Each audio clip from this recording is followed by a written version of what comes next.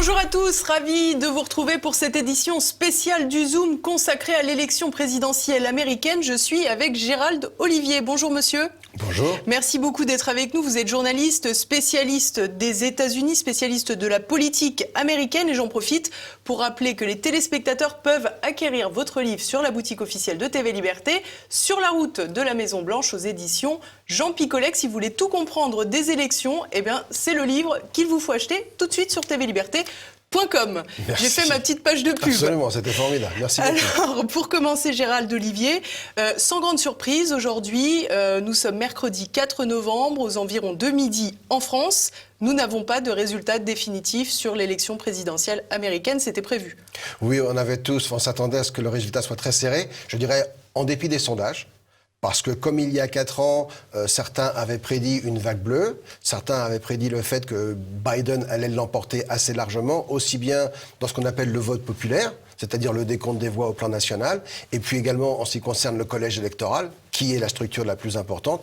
On s'aperçoit aujourd'hui que c'est pas du tout le cas. Il n'y a absolument eu aucune vague bleue, et au vote populaire, c'est très serré, les deux candidats sont pratiquement à égalité. Par contre, au sein du collège électoral, c'est Donald Trump qui a un léger avantage. Et je dis léger avantage parce que malheureusement, un certain nombre d'États ont suspendu leur décompte en milieu de la nuit, pour des raisons qui peuvent être bonnes ou qui peuvent être un petit peu moins bonnes. Mais toujours est-il que, alors que la victoire de Trump se dessinait, eh bien, en suspendant le décompte, vous avez 5 États, voire 6 avec le Nevada, dont le résultat n'a pas été officialisé. La Géorgie, la Caroline du Nord, la Pennsylvanie, le Michigan, le Wisconsin et donc le Nevada. Ce qui fait que sans résultat dans ces États, on ne peut pas encore déclarer le vainqueur. Mais c'est Donald Trump qui est en tête dans tous ces États, sauf le Nevada.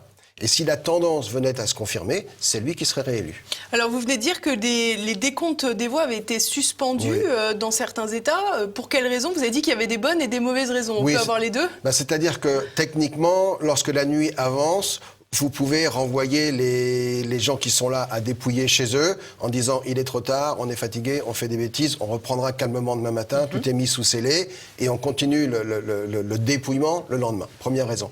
Deuxième raison, vous pouvez dire « nous n'avons pas tous les bulletins parce que certains ont été envoyés par courrier ». Donc on va s'arrêter là et on va attendre que tous les bulletins soient arrivés pour reprendre le décompte. C'est ça que j'appelle une mauvaise raison. Il y a même certains États où vous devez mettre les bulletins parvenus par courrier sous séquestre, sans les ouvrir, pendant 48 heures après l'élection, pour s'assurer que vous ne commencez à ouvrir les bulletins par courrier une fois qu'ils ont tous été récupérés. Ce qui signifie que dans certains États, en particulier la Pennsylvanie, puisque c'est à celui-là que je pense, on ne pourrait ne pas connaître le résultat avant vendredi ou samedi, voire la semaine prochaine. Cet État est un État démocrate ou républicain? Démocrate pour l'instant. Ça change quelque chose dans cet état d'esprit? On pourrait dire que c'est les mauvaises raisons, et d'ailleurs c'est ce que Donald Trump a clairement laissé entendre, c'est-à-dire qu'à partir du moment où vous suspendez le décompte alors que votre adversaire est en train de gagner, qu'il a une avance assez considérable et que vous introduisez une sorte de doute dans le processus, on peut questionner vos motivations, on va dire. Et malheureusement, ce qui va se passer, c'est que ce sont les avocats qui vont s'en mêler. Et si les avocats s'en mêlent, ça veut dire qu'il y aura des poursuites, qu'il y aura des contestations, qu'il y aura appel. Ça va prendre non pas plusieurs jours, mais plusieurs semaines. Si on veut être optimiste, on peut considérer que, vu les dépouillements actuels, Donald Trump pourrait être officiellement réélu sans même que nous ayons besoin de connaître le résultat de la Pennsylvanie. D'un point de vue arithmétique, c'est possible. Voilà, d'un simple point de vue arithmétique, il faut qu'il arrive à 270. Il avait 213 voix, je crois, lorsqu'on a suspendu les décomptes. S'il gagne la Géorgie et la Caroline du Nord, où il était en tête, s'il gagne le Michigan et le Wisconsin, où il était parfois assez largement en tête, il aura au-delà de 270 voix au collège électoral et il sera automatiquement à ce moment-là réélu, quel que soit le résultat de la Pennsylvanie. Alors, à l'heure où nous parlons, justement, pour un petit retour, Joe Biden dispose de 238 grands électeurs, Donald Trump de 213, ça fait donc 25 de retard pour Donald Trump officiellement, et il reste 87 grands électeurs à décanter, j'allais dire. Donc on voit bien que Donald Trump a tout à fait la possibilité de s'imposer. Ah oui, absolument. Là, on connaît. Alors tout dépend comment ces États évoluent. L'élection à ce stade peut encore basculer dans un sens ou dans l'autre. Et c'est vrai que la raison pour laquelle aucun de ces États n'a été officialisé quant à son résultat, c'est parce que les votes envoyés par courrier tendent à favoriser le candidat démocrate. On considère que sur 10 bulletins de vote reçus par correspondance, 6 proviennent d'un électeur démocrate qui, a priori, va voter pour le candidat démocrate. À partir de là, il est possible que Joe Biden refasse une partie du retard qu'il a dans ces 5 États. Puisque dans ces 5 États, Pennsylvanie y compris, c'est Donald Trump qui est en tête. Parfois assez largement. Mais apparemment, si on veut respecter le choix des gens... On a peur que le vote par correspondance rééquilibre en faveur de Biden. Absolument, et puisse faire basculer ces États. Donc à ce stade, les deux peuvent encore être réélus. Maintenant, si les tendances se confirment, et je rappelle que dans certains États, je pense notamment à la Floride, les votes par correspondance commencent à être dépouillés avant le jour du scrutin, avant que les bureaux de vote ferment. Et ce qu'on a constaté dans ces dépouillements-là, c'est que l'avance supposée des démocrates n'était pas là. Ça faisait un sondage de plus démenti finalement. Absolument. Et donc, à partir de là, on peut, si on soutient Trump, être relativement optimiste pour lui. Néanmoins, l'élection n'est techniquement pas encore jouée. On a le sentiment finalement qu'il y avait un 11e État clé, si je puis m'exprimer ainsi, c'était le vote par correspondance cette fois. Oui, mais ça avait absolument, vous avez raison. Rappelons qu'en France, par exemple, le vote par correspondance n'est pas autorisé. Parce que justement, c'est une situation où beaucoup de fraudes peuvent intervenir. Et pour éviter ces fraudes, on préfère que les gens se déplacent en personne pour voter eux-mêmes.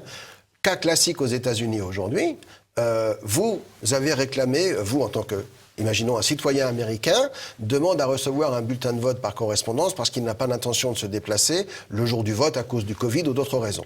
Il reçoit ce bulletin. Finalement, quelqu'un lui dit « mais il n'y a personne au bureau de vote, tu devrais y aller en personne ». Donc il décide de voter en personne. Il va voter en personne. Il a toujours son bulletin chez lui.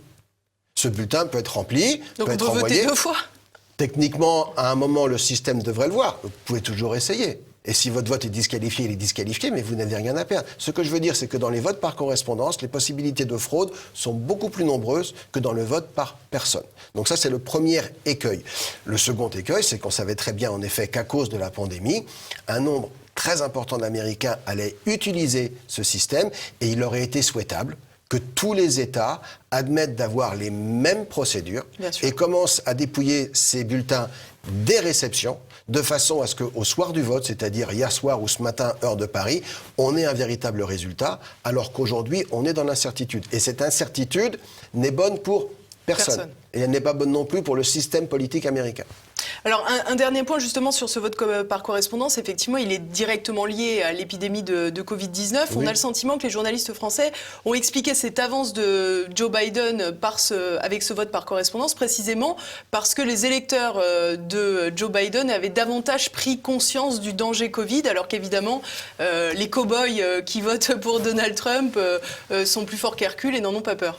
Enfin oui, c'est un petit peu caricatural tout ça. Mais un tout petit peu. Oui, un tout petit peu. Mais c'est ce qu'on a vu tout au long de cette campagne. Et moi, ce qui me frappe dans le résultat d'hier soir, c'est pas le fait que ce soit serré, parce que ça, je m'y attendais, mais c'est jusqu'à quel point les médias, les sondages se sont trompés.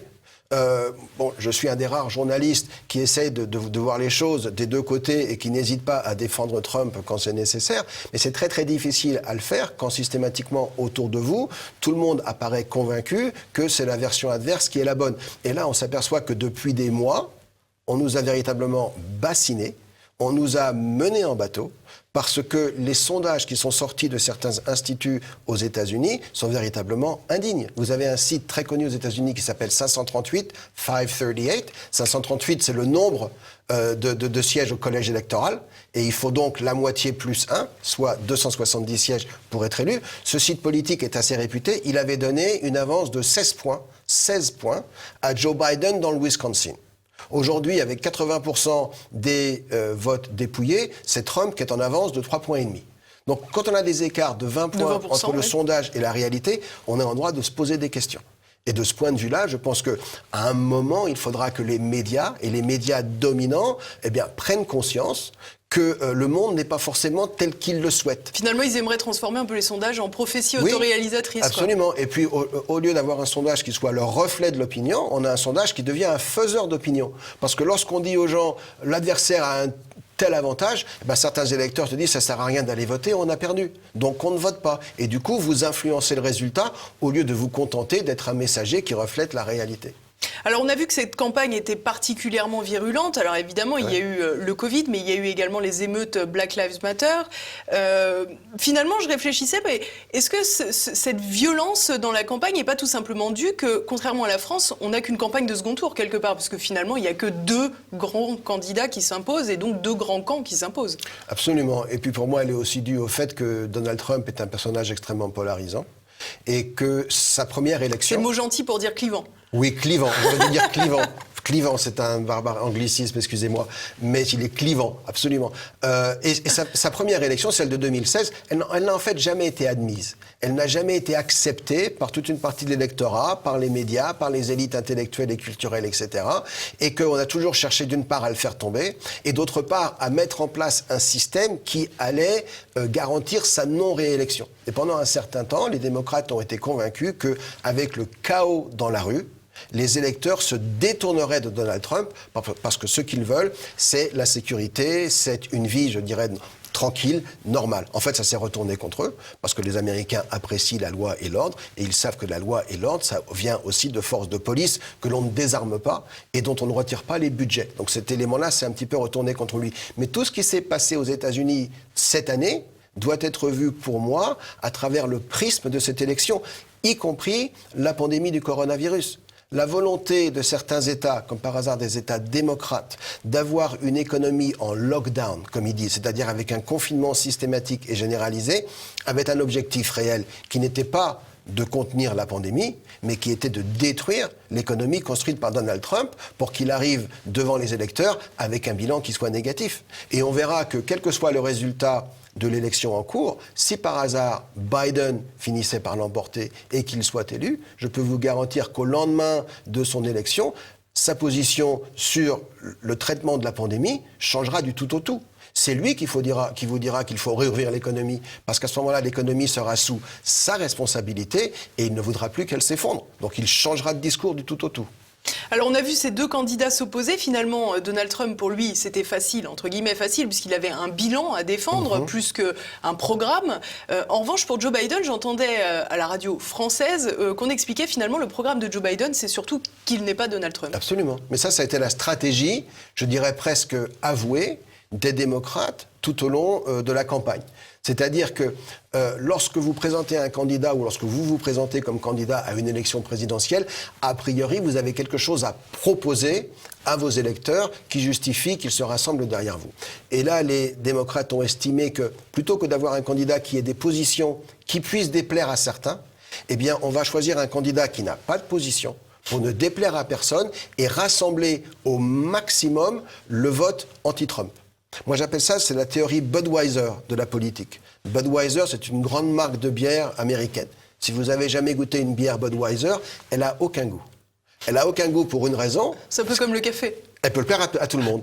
Si elle n'a pas de goût, il n'y a rien qui peut déplaire à certains dans cette bière et du coup, tout le monde peut aimer cette bière. Et bien, Trump, c'est le Budweiser de la politique. C'est un candidat qui n'a aucun goût, qui est totalement insipide. Joe Biden, excusez-moi. Non, je vous en prie. Joe Biden, c'est le Budweiser de la politique. Je sais que vous avez suivi toute la nuit les élections, vous avez plus d'excuses que moi.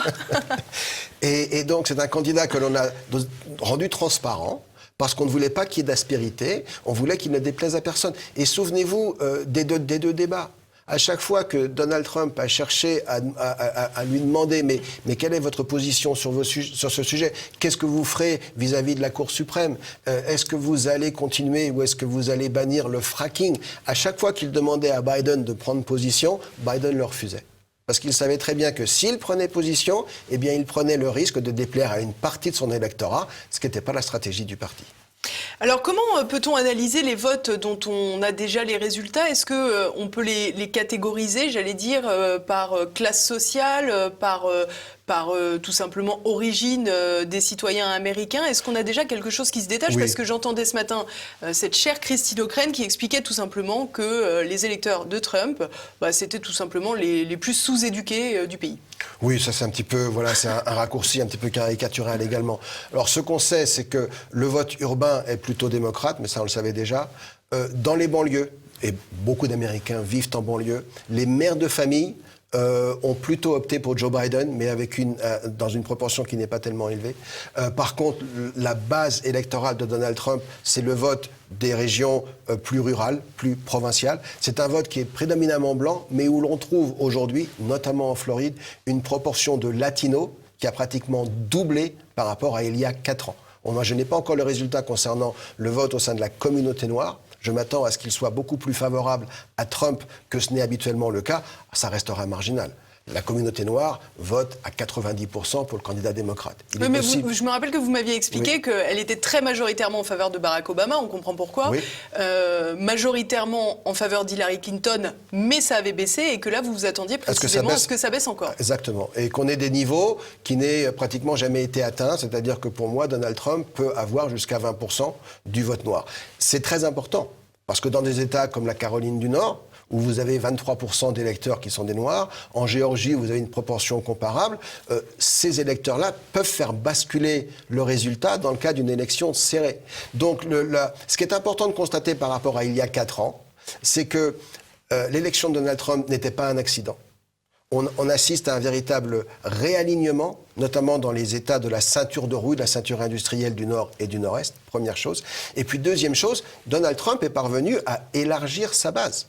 Rappelons malgré tout, et on est en train de le constater, que presque 20 millions de suffrages de plus vont avoir été exprimés à l'occasion de cette élection par rapport à celle de 2016. En 2016, on était entre 130 et 135 millions. Là, on sera probablement entre 150 et 160 millions de votes exprimés. Donc on a vu que le système n'est pas du tout verrouillé comme certains le prétendent, et qu'au sein de ces nouveaux électeurs, il y en a une grande partie qui est favorable à Trump. Alors ça, c'est très intéressant parce que finalement, en écoutant les médias français, on aurait l'impression que les anciens abstentionnistes se seraient mobilisés justement pour faire le barrage à Donald Trump. Pas du tout. Pas du tout. Ne sait absolument pas ce qui s'est passé. Au contraire, on remarque qu'il y a une inclusion plus forte des électeurs. Vous avez des électeurs qui ne votaient pas avant. Alors, ils ne votaient pas avant pour différentes raisons. Certains avaient un côté défaitiste. Ça n'a pas d'importance. D'autres estimaient au contraire que démocrates et républicains, c'était bonnet blanc et blanc bonnet. Et aujourd'hui, ce n'est plus le cas aux États-Unis. Le parti républicain est devenu le parti de Donald Trump, avec des positions qui sont traditionnellement républicaines, d'autres qui le sont beaucoup moins.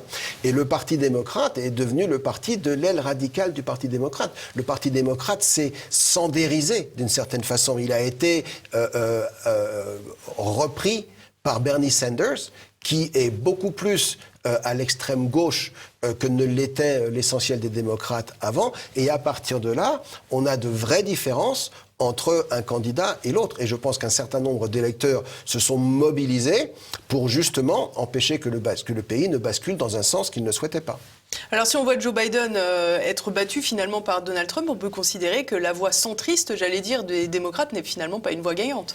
En tout cas, pas avec Biden. Ce que l'on constate, c'est qu'encore une fois, lorsqu'on a une élection présidentielle, eh bien, le président est l'incarnation d'un pouvoir, il est l'incarnation d'une idée, il est l'incarnation d'un idéal, et que si vous n'incarnez rien, vous avez beaucoup de mal à convaincre les électeurs. Alors Trump a pris la parole assez tôt dans la matinée, juste après Joe Biden, qui revendiquait peu ou prou sa victoire. Derrière, Donald Trump l'a sous-entendu également, mais il a rapidement parlé de fraude. Est-ce que vous pouvez nous expliquer comment vous jugez ce discours ? Alors il y a deux choses. Donald Trump peut s'estimer frustré parce que justement on a suspendu le décompte alors qu'il se dirigeait vers une victoire annoncée. Et encore une fois, il est en tête dans 5 des 6 États dont le compte aujourd'hui, dont le dépouillement est suspendu. Si on avait prolongé peut-être d'1 heure ou de 2 heures, il est possible qu'on soit parvenu à une marge qui aurait pu dire Donald Trump a gagné et à partir de là, l'élection est terminée, c'est très bien. C'est peut-être ce qu'on aurait dû faire. Mais Donald Trump peut définitivement s'estimer un petit peu flouté parce qu'on l'a privé d'une victoire annoncée. Après, il a fait une prise de position dans laquelle il s'est déclaré vainqueur. Il a dit « nous avons gagné ». En fait, il aurait dû dire que les Républicains, son camp et lui-même avaient remporté une victoire morale. Parce que ce n'est pas à l'un des deux candidats de se déclarer vainqueur. Techniquement, chaque État a une commission électorale. C'est la commission électorale qui dit, dans notre État, c'est tel candidat qui a gagné. À partir de là, cette victoire est officialisée, on fait le décompte des voix, et puis après on additionne et on voit qui va où. L'autre cas de figure, c'est celui où l'un des deux candidats se désiste. C'est-à-dire reconnaît sa défaite. C'est ce qui s'était passé finalement en Floride il y a une vingtaine d'années, lorsque George Bush et Al Gore avaient eu cet imbroglio en ce qui concerne le décompte de cet État. À l'arrivée, Al Gore avait fini par reconnaître sa défaite, il avait concédé, comme on dit, et à partir de là, l'élection n'était plus contestée. Donc, Joe Biden s'est bien privé d'une quelconque concession. Il n'a même pas reconnu qu'il était à la traîne dans les décomptes actuels.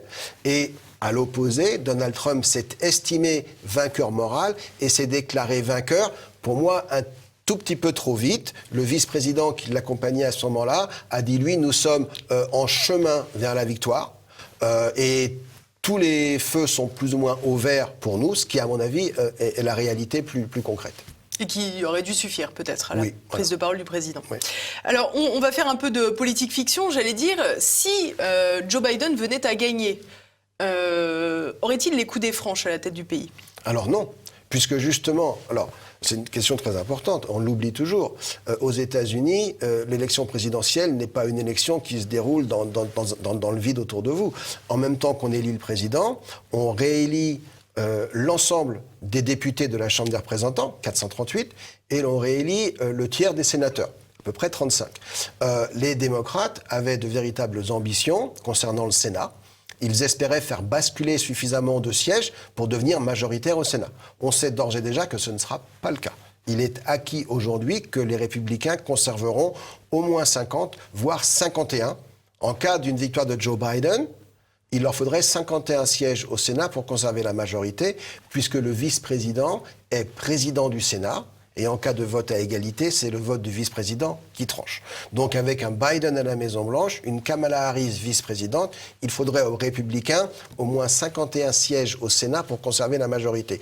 Il est acquis qu'ils en auront au moins 51, peut-être 52. Il y a 2 sièges qui vont rester en suspens pour des raisons techniques, parce que c'était des élections spéciales, etc., etc.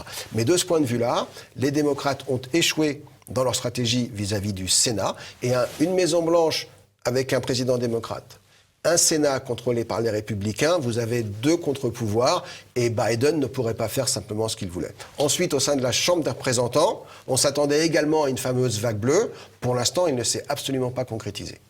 Donc ça voudrait dire qu'on aura un Sénat qui, lui, sera forcément républicain et une Chambre des représentants, si elle passe aux mains des démocrates et que Joe Biden est élu, finalement, il n'y aura pas une majorité écrasante. Non, absolument pas. Et vous aurez toujours un Congrès divisé. À partir du moment où vous avez un Congrès divisé et une opposition entre l'exécutif et le législatif, eh bien l'exécutif ne peut pas simplement faire ce qu'il veut. Et je voudrais rajouter un point qu'on n'a pas encore parlé, mais qui est assez important, du point de vue des démocrates. Les démocrates ont investi énormément d'argent dans cette campagne. Pas seulement pour Joe Biden contre Donald Trump, mais pour beaucoup de candidats anonymes dans les États, au sein des assemblées d'États. Parce que qu'est-ce qui va se passer ? Nous sommes en 2020. En 2020, il va y avoir un recensement aux États-Unis. À partir de nouveaux recensements, on va réajuster l'ensemble de la carte politique, parce qu'on va réajuster les délégations parlementaires en fonction des États qui ont perdu de la population et ceux qui ont gagné. Donc on va redessiner les districts politiques. Qui redessine ces districts ? Les assemblées d'États. Donc les démocrates avaient investi énormément d'argent pour parvenir à la majorité au sein de certaines assemblées. Et façonner la carte électorale à leur intérêt. L'enjeu du Texas, c'était ça. Ils voulaient gagner au Texas, ils voulaient avoir la majorité au sein de l'Assemblée du Texas pour pouvoir redessiner une carte qui leur garantisse des succès politiques encore plus importants à l'avenir. C'est ce qu'ils ont réussi à faire en Californie. La Californie est verrouillée par les démocrates aujourd'hui. C'est pratiquement une situation de parti unique parce que justement, ils ont été à toutes les manettes au bon moment. Donc le fait qu'ils n'aient pas réussi à remporter cette victoire législative aujourd'hui a des conséquences majeures. Et lorsqu'on regardera dans le détail ce qui s'est passé, on s'apercevra qu'ils ont investi des sommes considérables qui ont été fournis par des gens de la Silicon Valley, qui ont été fournis parfois par M. Bloomberg, qui ont été fournis par la haute finance new-yorkaise, pour essayer de transformer le système à leur avantage. Et de ce point de vue-là, c'est un échec majeur. Et comment vous expliquez justement cette convergence, j'allais dire, alors parfois certains parlent d'État profond, Oui. on dirait des forces... comment dire, je ne sais pas, des forces d'argent quelque part, Oui. qui est ces convergences contre Trump. Trump est un disruptor, comme on dit en anglais. Alors excusez-moi, je ne sais pas le dire en français. C'est quelqu'un qui dérange et c'est quelqu'un qui bouscule. Et souvenez-vous, Trump a fait le vœu auprès de ses électeurs de, comme on dit en anglais, assécher le marais. C'est-à-dire d'éliminer la corruption qui existe au sein du monde politique et dont on a vu certains exemples à travers les agissements, pas forcément de Joe Biden, mais au moins de son fils, dont on sait très bien qu'il a monnayé la position de son père pendant un certain temps. Et donc vous avez une collusion d'intérêts qui fait que la politics as usual, excusez-moi, je glisse beaucoup d'anglicismes, la politique telle qu'on l'a fait tous les jours, elle profite. Elle profite à la haute finance, elle profite aux médias, elle profite aux élites culturelles. Ce qu'on a vu depuis 40 ans, c'est que la classe qui en pâtit le plus, c'est la petite classe moyenne blanche, qui est devenue d'ailleurs l'électorat de Trump, qui s'est révolté depuis une dizaine d'années et qui a trouvé en Trump un champion. Trump est au service de cette classe moyenne et il est aussi au service d'une forme d'assainissement de la vie politique. Je suis persuadé que dans 50 ans, ou un petit peu plus tard, lorsque les historiens se pencheront sur cette période, sur les années fin du XXe siècle, début du XXIe siècle aux États-Unis, ils jugeront que les mœurs politiques étaient inacceptables. Parce qu'on a une corruption qui ne dit pas son nom, qui est véritablement installée dans le système. On a eu des périodes similaires dans l'histoire américaine. La fin du XIXe avait des comportements politiques que l'on considère aujourd'hui totalement inacceptables. Je pense qu'un jour, on regardera la fin du XXe siècle et le début du XXIe exactement de la même façon que l'on regarde cette période-là aujourd'hui. Et alors, toute dernière question, on a imaginé que Joe Biden puisse remporter cette élection.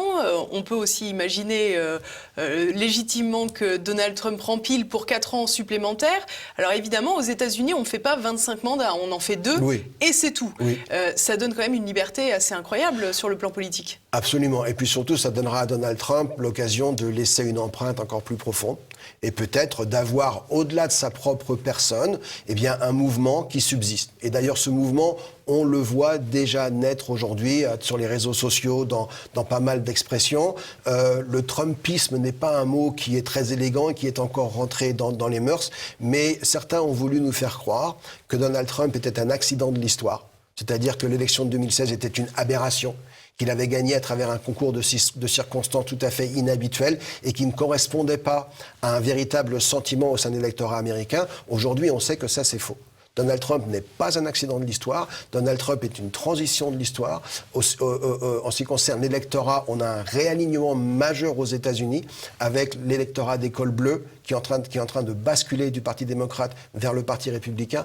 Le Parti républicain n'est plus le parti des élites capitalistes, c'est le parti de la petite classe moyenne blanche et de la classe ouvrière. Ça, ce sont des évolutions qui sont profondes au sein de la société. Et Donald Trump, s'il a les 4 années qui semblent se profiler pour lui, il aura l'occasion de marquer le temps et de faire que ce mouvement se poursuive au-delà de sa personne. Et alors, toute dernière question cette fois, à quoi doit-on s'attendre? Quelles sont les prochaines échéances? Là, je l'ai dit, on est le 4 novembre, il est aux environs de midi, on n'a pas encore tous les résultats. Est-ce que vous pensez qu'on pourrait les avoir avant la fin de cette journée? Est-ce qu'il va falloir attendre la fin de la semaine ou encore plus longtemps? Alors, on peut s'attendre à des journées difficiles. Il y a une version optimiste. La version optimiste, c'est le décompte reprend dans la journée, c'est-à-dire de mercredi aux États-Unis, le début de soirée pour nous, et les États ont le temps de comptabiliser les votes par correspondance suffisamment rapidement pour pouvoir déterminer un vainqueur.